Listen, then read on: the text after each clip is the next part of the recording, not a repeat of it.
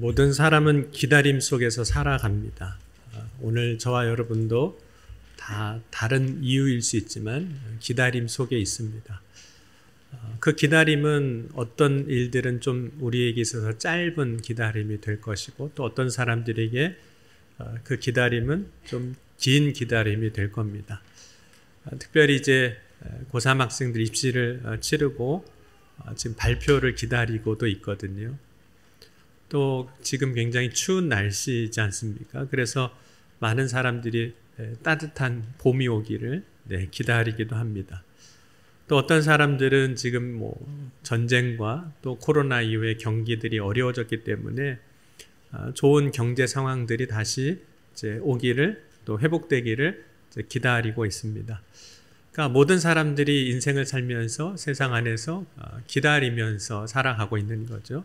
그리고 우리는 믿음 안에서 또한 주님이 다시 오실 것을 기다리고 있습니다. 요한계시록 22장 20절 말씀 보면, 이것들을 증언하시니가 이르시되 내가 진실로 속히 오리라 하시거늘 아멘. 주 예수여 오시옵소서. 우리는 다시 오실 주님을 기다리며 믿음으로 살아갑니다. 그리고 이 기다림은 우리가 세상 끝날까지 이제 기다려야 할 기다림이기도 합니다. 저와 여러분이 다 기다림 속에 있습니다. 다만 그 기다림 속에서 우리가 어떻게 반응하느냐에 따라서 그 기다림이 참 지루하기도 하고 힘들고 어렵게 느껴지기도 할 수 있습니다. 그러나 또 한편으로는 우리가 어떻게 반응하느냐에 따라서 그 기다림이 기쁨이 될 수도 있고 소망이 될 수도 있습니다. 우리가 기다림을 가지는 동안 힘들고 때로는 어렵게 느껴지는 이유가 하나 있는데, 약속이 없기 때문에 그래요. 약속 안에서 기다리는 것이 아니기 때문입니다. 뿐만 아니라 우리가 약속 안에 있으면 그 기다림이 결코 지루하고 힘들고 어려운 것이 되는 것이 아니라, 약속 안에서는 그 기다림조차도 기쁨이 되고 이제 소망이 됩니다. 왜냐하면 우리가 약속이라고 말할 때 그 약속은 하나님께서 우리에게 주신 약속인데, 하나님의 약속은 언제나 확실합니다.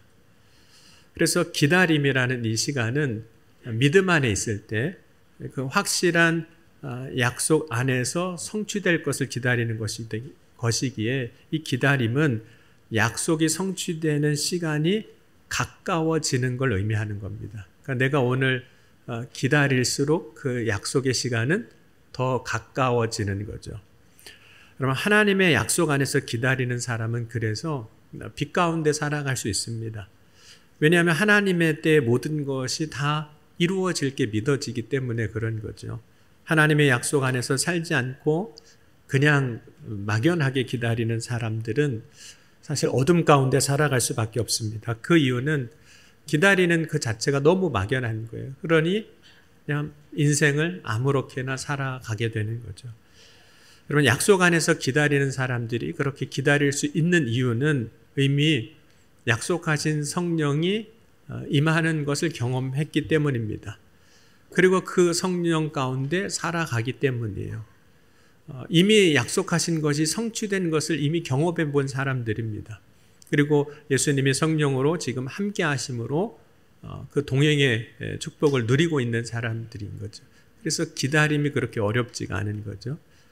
그런데 약속 안에서 기다리는 삶을 사는 사람은 그 기다림의 시간 동안 원망과 불평으로 살지 않습니다. 기쁨과 감사가 있어요. 어둠 가운데 살지 않고 빛 가운데 거룩함으로 살아갑니다. 여러분, 기다림의 결론은 끝은 어쨌든 약속의 성취입니다. 이루어지는 것인데, 성취될 때 모든 기다림은 다 끝나는 거거든요. 예를 들자면 우리가 기도할 때 기도가 응답되면 끝나는 거죠. 그 기도가 끝나는 거죠. 그런데 모든 기다림의 끝이 약속이 성취되는 것인데, 언제 그것이 성취되는가 하는 거예요.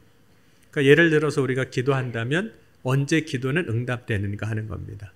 하나님의 말씀들이 이루어지는 때는, 약속하신 것이 성취되는 때는 언제인가죠?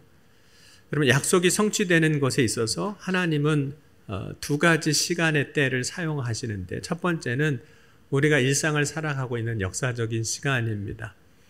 하나님은 시간의 역사 안에서 모든 것을 이루십니다. 그래서 하나님은 인간의 시간의 때가 지나가게 하시고 그 시간 안에서 이루어지게 하신 하나님이세요.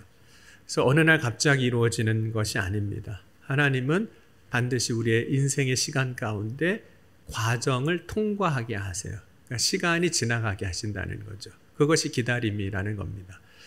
물론 히스기야가 이제 병을 얻었을 때 하나님께서 히스기야를 낫게 하시고 3일 만에 낫게 하실 때 히스기야가 하나님, 그럼 내가 낫다는 것을 무엇으로 이제 확인할 수 있는지 징표를 구하게 됩니다. 그때 히스기야에게 하나님께서 해 그림자를 10도 뒤로 물러가게 하시는 징표를 보여주셨어요.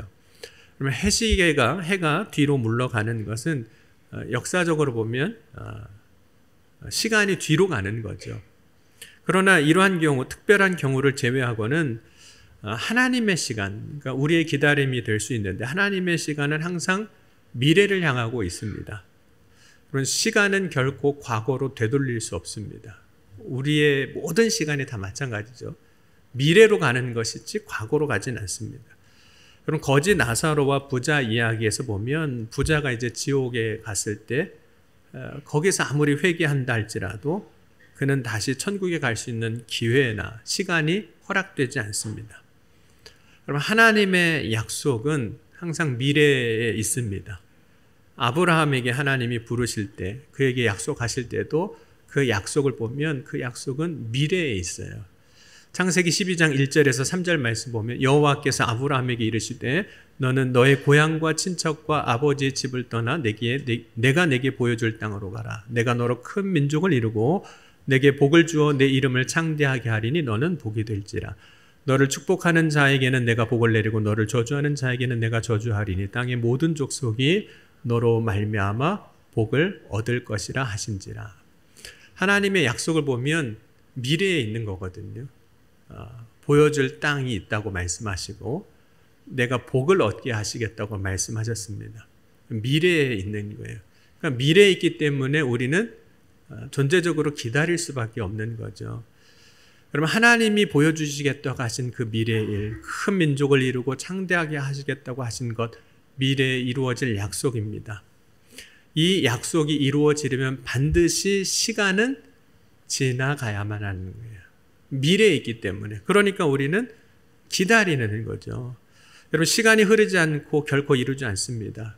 그러므로 우리는 그 때를 기다립니다. 아브라함은 자녀에 대한 약속을 75세 받았습니다. 그리고 이제 100세 그 자녀를 얻었습니다. 그래서 결과적으로 보면 25년을 기다렸습니다. 여러분, 출애굽한 이스라엘 백성들이 가나안 땅에 대한 약속을 받고 광야에서 나왔을 때 가나안 땅에 들어가기까지 40년이라는 시간이 걸립니다. 그래서 40년을 또 기다리는 거죠. 그런데 하나님은 기다림에 대해서 말씀하실 때, 미래에 대해서 약속하실 때 그 이루어지는 때가 분명히 있음에도 불구하고, 100세라든지 40년이라든지 그 때가 있음에도 불구하고 그때 시간에 대해서는 정확하게 말씀하시지는 않으셨어요. 아브라함에게 자녀에 대한 약속을 주실 때에도 말씀하시지 않으셨어요. 결론적으로 25년이 걸렸다는 것을 우리는 지금 알고 있지만 시작부터 그것에 대해서 하나님 말씀하시지 않았다는 거죠. 이스라엘 백성들이 출애굽할 때 결과적으로 40년이 지나서야 가나안 땅에 약속하신 그것이 성취되는 것을 우리는 알고 있지만 하나님은 출애굽하는 이스라엘 백성들에게는 말씀하시지는 않으셨다는 거죠. 그러면 하나님은 정확한 때를 알지 못하셨기 때문에 말씀하시지 않으셨던 걸까요? 하나님은 정확한 계획이 없으시기에 말씀하시지 못하셨던 것일까요? 그렇지 않습니다. 그럼 하나님은 전지전능하신 하나님이십니다. 하나님은 이미 모든 때에 대해서 다 알고 계세요. 그러니까 저와 여러분의 인생의 때에 있어서도 우리의 삶에 약속하신 것이 이루어질 그 일, 때에 대해서도 다 하나님은 알고 계세요. 우리는 그 때를 기다릴 뿐인 거죠. 알고 계시면 좀 말씀하시면 참 좋을 텐데, 그러면 참 기다리기도 편할 텐데 말씀하시지 않는다는 거죠. 하나님은 마지막 심판의 때에 대해서도 말씀하십니다. 그런데 언제인지는 말씀하시지 않으세요. 알고 계심에도 불구하고. 다만 그날이 도적이 임하는 것 같이 임할 것이라고만 말씀을 하셨습니다. 다만 마지막 때에 나타난 징조가 있는데 그 징조들을 보고 알게 될 거라고만 말씀을 해 주신 거죠. 마태복음 24장 36절과 25장 13절 말씀 보면 그러나 그날과 그때는 아무도 모르나니 하늘의 천사들도 아들도 모르고 오직 아버지만 아시느니라. 그런즉 깨어있으라 너희는 그날과 그때를 알지 못하느니라. 신랑을 맞이하는 열 처녀의 비유를 보면 신랑이 언제 오는지 그 신부들이 알지 못했습니다. 다만 신랑이 오기를 기다릴 뿐인 거죠. 그리고 신랑은 열 처녀가 생각할 때 더디 오고 있었습니다. 마태복음 25장 5절 보면 신랑이 더디 오므로 다 졸며 잘세 이렇게 말씀해요. 그리고 신랑이 오는 것은 사람들이 생각한 것과 달리 밤중에 왔습니다. 하나님은 우리가 알기를 원하는 정확한 시간에 대해서 때로는 비밀로 두셔서 우리를 하여금 기다리게 하시는 거죠. 그렇다면 하나님은 우리가 하나님의 약속을 막연하게 언젠지 모르니까 막연하게 기다리기를 원하시는 걸까요? 그렇지 않습니다. 때와 시에 대해서 말씀하시지 않는 이유가 있는데 그 이유는 우리의 믿음을 보기 원하시기 때문입니다. 여러분 하나님의 말씀 곧 약속을 믿는다면 시와 때는 중요한 것이 아닙니다. 그러니까 우리는 중요하게 생각하죠. 왜냐하면 내 생각이 있고 계획이 있으니까 이때 됐으면 좋겠다. 이렇게 하는 우리의 생각이 있어서 알고는 싶지만 믿음이 있다면 사실 시기와 때는 그렇게 중요한 게 아니라는 거예요. 그래서 때를 말씀하시지 않는 이유는 믿음을 보기 원하시기 때문에 때가 중요한 게 아니라 믿음이 더 중요한 것이기 때문에 그렇습니다. 여러분 하나님의 시간은 언제나 미래를 향하고 있습니다. 예수님께서 승천하시기 전 제자들에게 말씀하시기를 예루살렘을 떠나지 말고 내게서 들은 바 아버지께서 약속하신 것을 기다리라. 너희는 몇 날이 못되어 성령으로 세례를 받으리라. 미래에 대해서 말씀하셨어요. 그러니까 우리는 기다릴 수밖에 없는 거죠. 또 사도행전 1장 8절에 오직 성령이 너에게 임하시면 내 증인이 되리라 하고 말씀하셨습니다. 약속은 미래를 향하고 있지만 그 약속된 것은 반드시 이루어 주시는 줄 믿습니다. 그러니까 여러분 우리가 기다림에 있어서 너무 초조할 필요도 없고 조급해할 필요도 있고 염려하고 걱정할 필요도 없습니다. 왜냐하면 주님은 약속하신 것을 반드시 이루시는 하나님이시고 이 시간은 이 과정은 있어야만 하는 겁니다. 그런데 하나님이 이제 우리에게 약속하시고 또 말씀을 선포하시고 그래서 우리가 그 약속을 기다릴 때 그것이 이루어지는 일, 성취는 혹은 그것이 완전하게 되어지는 그 완성은 분명히 미래에 이루어질 일인 건 맞습니다. 그런데 하나님이 말씀하실 때 하나님의 입에서부터 그 약속이 선포되는 그 순간 그것은 이미 우리의 삶에 이루어진 것이나 다름이 없는 거예요. 아직 아닐 뿐이지. 그건 이루어지는 거예요. 여러분 세상의 시간들을 보면 세상의 시간은 이제 불확실성을 가지고 갑니다. 그러나 하나님의 시간, 하나님의 때에는 불확실성은 한 번도 없었습니다. 하나님의 시간 안에서는 모든 것이 온전하게 정확하게 이루어졌어요. 하나님의 역사는 반드시 이루어지고 반드시 성취되는 겁니다. 그래서 하나님의 말씀을 믿는 순간부터 하나님의 역사는 사실 이루어지고 있는 거예요. 불확실성이 아니에요. 확실한 거예요. 다만 하나님이 말씀하신 순간 우리의 눈에는 하나님이 일하시는 것이 하나님이 역사하시는 것이 안 보이니까 이게 되는 건지 안 되는 건지 불안할 뿐인 거죠. 기다림에 있어서 초조할 뿐인 거죠. 하나님의 약속은 반드시 이루어집니다. 여러분 예수님이 이 땅에 오신 까닭은 십자가를 지시기 위함입니다. 십자가를 지신 까닭은 모든 사람의 죄를 대속하시기 위해서입니다. 그런데 예수님은 모든 사람의 죄를 위하여 십자가에 죽으셨지만 그렇다고 하여 모든 사람이 저절로 죄 사함을 받는 것은 아닙니다. 그럼 만약 예수님이 십자가를 지신 사건만으로 이미 모든 사람이 구원을 받는다면 예수님과 함께 십자가를 졌던 예수님 좌우편에 있던 두 명의 강도 다 구원을 받았어야만 합니다. 그러나 두 명의 강도 중 오직 한 명만 구원받았습니다. 왜 한 명만 구원을 받았을까요? 하나님의 약속은 십자가를 통해서 구원하시는 거라면 다 구원받아야 되는데 왜 한 명만 구원받았느냐는 거죠. 십자가를 통해서 구원받는 것이 이미 이루어진 약속이지만 오직 한 강도만 구원받은 이유는 그 사람만이 예수님을 영접했기 때문입니다. 그러니까 구원의 약속이 있었어요. 십자가를 통한 구원의 약속이 있다 할지라도 예수님을 믿는 자만이, 영접하는 자만이 그 약속이 성취되는 걸 보는 겁니다. 영접하는 자, 곧 그 이름을 믿는 자가 약속이 이루어지는 축복을 누리는 거죠. 만약 예수님을 영접하지 않는 자라면 아무리 약속이 있고 아무리 기다려도 이루어짐을, 성취됨을 볼 수가 없다는 겁니다. 그러므로 기다림이 의미가 있는 사람은 누구에게 그 기다림이 의미가 있냐면 예수님을 믿고 예수님을 영접한 사람입니다. 예수님을 영접한 자라면 이미 이루고 계시는 하나님의 역사 속에 살아가고 있는 겁니다. 말 그대로 하나님이 약속하신 것이 이루어지는 것은 믿는 자들에게는 시간 문제일 뿐입니다. 그럼 예수님이 성령으로 약속하셨습니다. 그러나 모든 사람에게 성령을 주시는 것이 아니라 예수님을 구주로 영접하는 자에게 성령을 주셨어요. 오늘 우리가 믿는 자로 살아갈 때 약속한 것들이 우리의 삶에 온전히 이루어지게 하여 주실 줄 믿습니다. 그러니까 우리는 영접하는 자로, 예수님을 믿는 자로 살아가야 하는데, 여러분 영접한다는 게 어떤 걸까요? 영접이라는 그 말 자체는 이제 받아들인다 이런 의미가 있습니다. 예수님을 영접한다는 것은 그러나 환영하는 정도, 그런 정도의 영접을 의미하는 것은 아닙니다.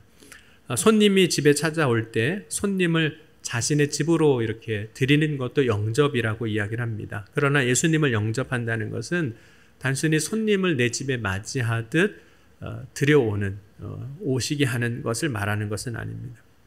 예수님이 이 땅에 오셨을 때 유대 땅의 많은 사람들 가운데 예수님을 영접하지 않는 이들도 있었습니다. 그런데 사람들이 예수님을 영접하지 않을 때 그들이 진짜 영접하지 않은 게 아니에요. 환영은 했어요. 그러나 영접하지는 않아요. 예수님을 따르는 제자들뿐만 아니라 많은 무리들이 예수님을 따랐는데 예수님이 누군가의 집에 가고자 하실 때 그들이 기꺼이 예수님을 환영하고 자신의 집으로 모셔드리기도 했습니다. 그런데 환영했고 심지어 자신의 집으로 예수님을 초대하고 영접했다고 해서 그것이 진짜 예수님을 영접한 것은 아니었다는 거예요. 그러니까 예수님을 영접한다는 것은 예수님을 믿음으로 받아들이는 것인데 그 믿음으로 받아들일 때 그 믿음이 무엇인가 하는 거예요. 믿음의 구체적인 내용이 뭐냐 하는 거죠. 예수님을 영접했을 때 그 영접한다는 그 믿음의 구체적인 첫 번째 내용은 예수님을 하나님의 아들로 영접하는 거예요. 하나님의 아들로 믿는 거예요. 여러분 예수님이 말씀이 육신이 되어 우리 가운데 거하신 하나님의 아들이신 걸 믿는 겁니다. 여러분 사람들은 예수님을 하나님의 아들인 것으로 믿을 때 예수님이 기사와 이적을 행하시는 것을 통해서 믿었습니다. 예수님이 풍랑이를 걸어오시고 또 풍랑을 잔잔하게 하시고 또 많은 병자들을 고치실 때 사람들은 그 예수님을 보면서 진실로 하나님의 아들이소이다라고 고백을 합니다. 왜냐하면 하나님이 아니시고서는 하실 수 없는 일들이었기 때문에 그런 거죠. 베드로도 예수님을 고백할 때 주는 그리스도시요 살아계신 하나님의 아들입니다. 그러니까 우리가 예수님을 영접할 때 하나님의 아들로 영접하는 것, 믿는 것, 그것이 이제 영접하는 거예요. 그럼 마귀가 예수님을 시험할 때 예수님이 하나님의 아들이신 걸 알았습니다. 또 예수님께서 귀신 들린 자를 고쳐주실 때 귀신들도 예수님을 알아보고 하나님의 아들이여 우리가 당신과 무슨 상관이 있나이까 라고 하며 예수님을 알아보기도 했습니다. 그럼 마귀와 귀신도 예수님을 하나님의 아들로 인정하긴 했어요. 예수님을 하나님의 아들로 인정했다고 해서 그러나 예수님을 온전히 영접한 건 또 아니라는 거예요. 다른 믿음이 거기에 더 있어야 하는 거죠. 그렇다면 그 다른 믿음은 무엇인가 하는 거예요. 여러분, 예수님을 믿을 때 그 믿음의 내용, 우리가 예수님을 영접할 때 그 내용 중에 하나는 뭐냐면 예수님이 모든 사람의 죄를 위하여 십자가에 죽으셨음을 믿는 거예요. 십자가의 복음을 믿는 그것이 우리가 예수님을 영접하는 거거든요. 그러니까 예수님이 모든 사람의 죄를 대속하는 희생 제물이 되신 겁니다. 이러한 예수님을 믿는다고 할 때, 그러니까 십자가의 복음을 믿는다고 할 때 적어도 한 가지 전제 조건이 반드시 따라져야 하는데, 그 믿음이 있어야 하는데, 그것이 무엇이냐면 모든 사람이 다 죄인이라는 거예요. 그러니까 내가 죄인이라는 사실을 인정해야만 십자가에서 고난당하시고 죽으신 십자가의 복음을 우리가 받아들일 수가 있습니다. 여러분, 사도 바울은 자신이 얼마나 죄인인지에 대해서, 말할 수 없는 죄인인지에 대해서 이런 고백을 했습니다. 디모데전서 1장 15절에 보면 믿보다 모든 사람이 받을 만한 이 말이요, 그리스도 예수께서 죄인을 구원하시려고 세상에 임하셨다 하셨도다. 죄인 중에 내가 괴순이라. 로마서 7장 24절에 보면 오호라 나는 곤고한 사람이로다. 이 사망의 몸에서 누가 나를 건져내랴. 만약 나의 죄를 인정하지 않는다면, 나에 대해서 자신이 말할 수 없는 죄인임을 인정하지 못한다면, 나를 위하여 대신 죽으신 주님의 십자가의 그 사건은, 그 일은 헛된 일이죠. 왜 굳이 그렇게 하셨을까? 그럼 베드로가 예수님을 영접할 때 그는 한 가지밖에 고백할 것이 없었습니다. 그것은 나는 죄인으로서이다, 이 고백이었어요. 그러면 이 믿음, 예수님이 십자가에서 우리의 모든 죄를 대속하셨다라는 사실을 믿는 이 믿음의 핵심은 예수님이 죄인된 나를 위해서 죽으셨고, 예수님이 십자가의 죽으심으로 말미암아 내가 죄 사함을 받았다라는 사실을 믿는 믿음인 겁니다. 그런데 이 믿음의 전제인 내가 죄인이라는 사실이 믿어지지 않으면 예수님이 내 죄를 위하여 죽으셨다는 게 쓸데없이 왜 죽으셨을까? 이렇게 되는 거죠. 그리고 예수님을 영접한다는 것은 예수님을 믿는 겁니다. 그런데 예수님을 믿을 때 그 믿음의 내용이 나의 죄를 사하시기 위하여 대신 죽으신 그 사실을 믿는 거예요. 십자가의 복음을 믿는 겁니다. 근데 여러분, 예수님 당시에도 이 십자가의 복음을 믿지 못하는 사람들이 많았어요. 그래서 예수님에 대해서 때로는 선지자라든지 랍비라든지 선생님이라고 이야기는 하기도 했지만, 나의 죄를 위하여 죽으신 주님으로는 고백하지는 못하는 사람들이 많았습니다. 여러분, 여러분에게 있어서 예수님은 누구세요? 정말 전능하신 하나님의 아들이신가요? 나의 죄를 위하여 죽으신 예수님이신가요? 이 사실을 믿는다면 우리는 삶이 분명히 달라집니다. 왜냐하면 예수님이 나를 위하여, 우리를 위하여 죽으신 그 죽음이 헛되지 않게 하기 위해서라도 예수님의 값으로 우리는 지금 살아가고 있는 거거든요. 그 피값으로 살아가고 있는 겁니다. 그러니 그 값어치를 하기 위해서라도 그냥 살 수는 없는 거죠. 여러분, 예수님을 영접한다는 것은 예수님을 믿는 것인데, 그 믿음의 내용 중에 하나는 뭐냐면 이제는 예수님을 내 삶의 주인으로 고백하고 살아간다는 겁니다. 그것이 예수님을 영접한다는 거예요. 그래서 우리가 예수님을 주님이라고 고백하는 겁니다. 근데 여러분, 정말로 예수님이 여러분의 주님이세요? 주님이세요?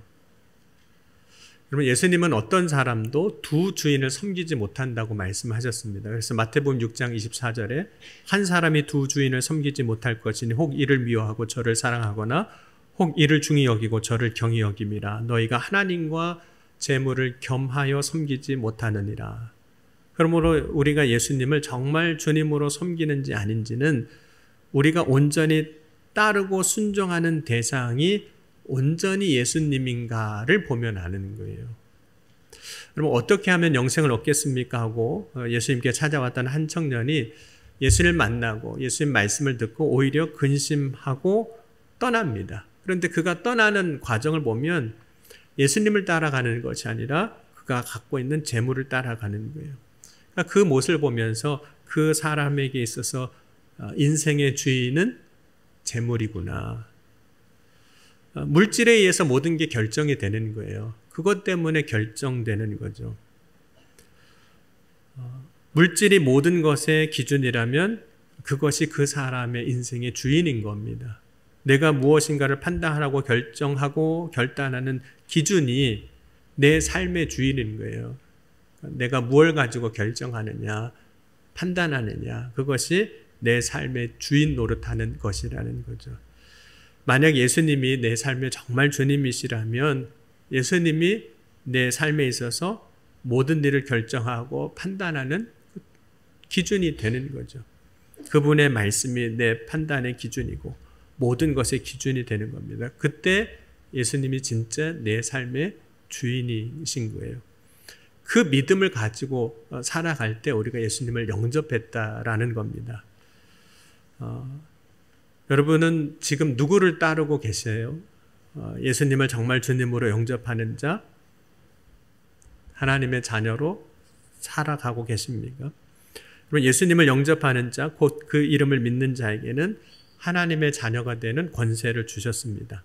그것에 대해서 오늘 이렇게 말씀해요. 이는 혈통으로나 육정으로나 나지 않고 사람의 뜻으로 나지 아니하며 오직 하나님으로부터 난 자들이라. 하나님으로부터 난 자녀들이라는 거예요. 그런데 하나님으로부터 난 자들, 자녀들은 기다림이 기쁨이 될 수 있습니다. 기다림이 기쁨이 돼요. 그 이유는 딱 하나예요. 자녀가 됐기 때문에. 여러분, 자녀가 됐다는 게 어떤 거냐면 변하지 않는 진리 가운데 있다는 뜻입니다.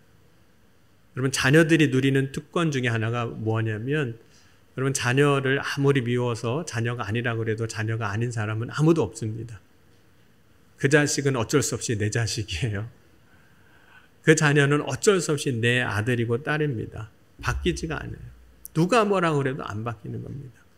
그러니까 자녀인 것은 변하지가 않는다는 거예요. 그 약속 안에서 우리가 있다는 거예요. 예수 그리스도를 믿을 때.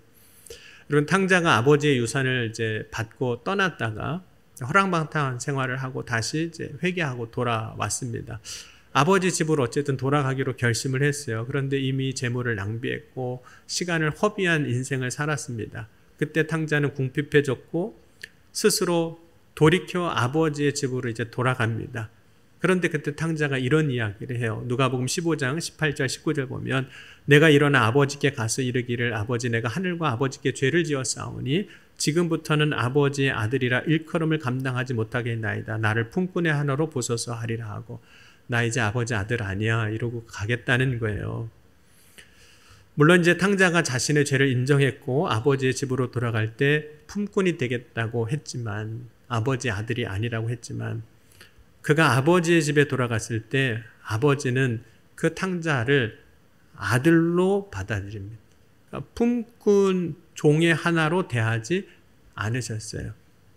이유는 딱 하나입니다. 아들이니까. 아무리 아들이 아니라고 그래도 아들이에요. 자녀의 주인은 변하지도 바뀌지도 않았습니다. 그런데 여러분, 영접하는 자에게 그 자녀가 되는 권세를 이미 우리에게 주셨어요. 그 약속이 우리에게 있는 거예요. 그 약속을 가지고 기다리는 사람은 기다림이 힘들지 않습니다. 왜냐하면 자녀인 건 변하지 않는 거잖아요. 여러분, 혹시 하나님이 어느 날 아버지라고 안 불러지고 아저씨라고 부르고 싶거나 그러신 적 있으세요?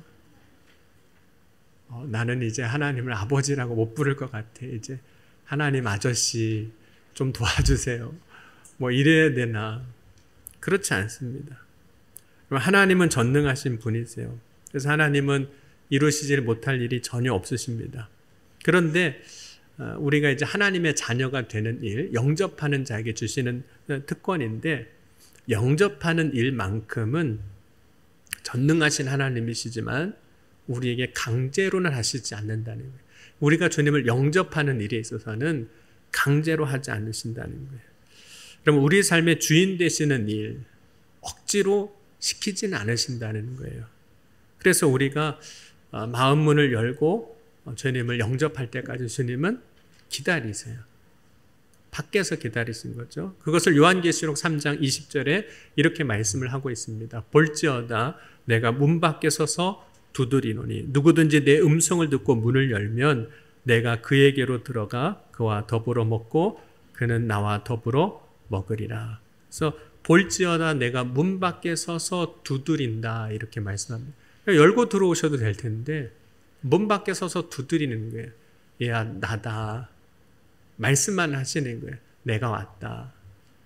그러면 우리가 해야 할 것은 그 문을 열어드려야 된다는 거예요. 물론 들어오실 수 있겠죠. 네, 잠궜어도 열쇠로 따고서라도 들어오실 텐데 여러분 이 이제 요한계시록 3장 20절 말씀을 가지고 그린 성화가 있습니다. 혹시 여러분들도 보셨을 거라 생각이 돼요. 이렇게 예수님이 문 밖에 이렇게 서서 있는 그림.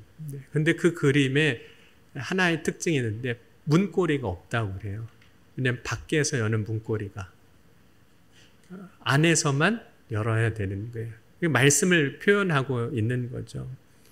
그럼 우리가 온전히 예수님을 영접할 때 우리의 삶에 약속된 것들이 온전히 이루어지게 하여 주시는 줄 믿습니다. 우리가 예수 그리스도를 믿고 하나님의 자녀가 되었을 때 이 사실은 변하지 않습니다. 변하지 않은 진리 안에 있습니다. 그러니 기다림의 시간들을 불안해하거나 초조해하지 아니하고 하나님이 반드시 이루실 것을 소망하며 날마다 믿음으로 나아가는 저와 여러분이 될 수 있기를 주의 이름으로 간절히 축원합니다. 기도하시겠습니다. 오늘 주신 말씀 붙잡고 함께 기도할 때 주님 오늘 이 시간 기다림의 시간이 소망이 되게 하시고 기쁨이 되게 하여 주옵소서. 내가 예수 그리스도를 믿음으로 말미암아 하나님의 자녀가 되었습니다. 그 사실은 변함이 없습니다. 그러므로 하나님께서 영접하는 자에게 주신 그 놀라운 약속과 축복이 이루어질 것을 믿습니다. 그 믿음 안에서 오늘도 이기는 승리의 삶을 살게 하여 주옵소서. 이 시간 함께 기도하시겠습니다. 지금도 살아계시고 역사하신 하나님 아버지 감사합니다. 오늘 이 아침에 영접하는 자에게 주신 놀라운 축복의 약속들이 있음을 믿습니다. 주님 안에 거하게 하시고 믿음으로 승리하게 하여 주셔서 기다림의 시간 동안 주님의 영광을 보게 하시고 그 기다림의 시간 동안 주님의 이루심을 보게 하시고 기다림의 시간 동안 우리의 믿음이 자라고 성장하게 하여 주옵소서. 기다림을 통하여 더욱더 주님을 소망하게 하시고 기다림을 통하여 더욱더 주님의 역사 가운데 세워져 나가는 믿음의 삶으로 세워 주옵소서. 오늘 이 아침에도 전심으로 주님 앞에 나아갑니다. 응답하여 주옵소서. 지금도 살아계시고 역사하신 하나님, 오늘 이 시간 주님을 기다리고 소망하는 가운데 믿음으로 서게 하여 주옵소서. 주님이 말씀하시고 약속하신 것들은 반드시 이루어짐을 믿습니다. 그러므로 초조하거나 불안해하지 아니하고 주님을 바라보고 기쁨과 감사가 넘치는 믿음의 삶으로 나아가게 하여 주옵소서. 오늘도 주님께서 자녀된 자들에게 놀라운 역사를 이루어 주실 것을 믿사오며 사랑이 많으신 우리 주 예수 그리스도의 이름으로 간절히 기도하옵나이다. 아멘.